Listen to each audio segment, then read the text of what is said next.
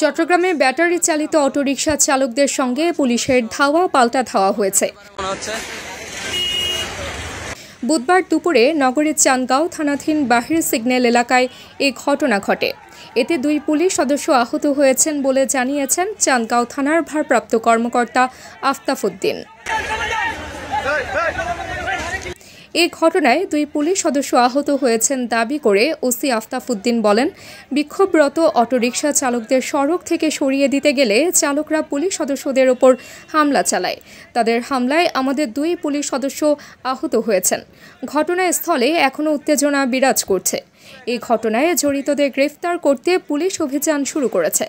এখন পর্যন্ত আমরা 3 অটোরিকশা চালককে আটক করেছি।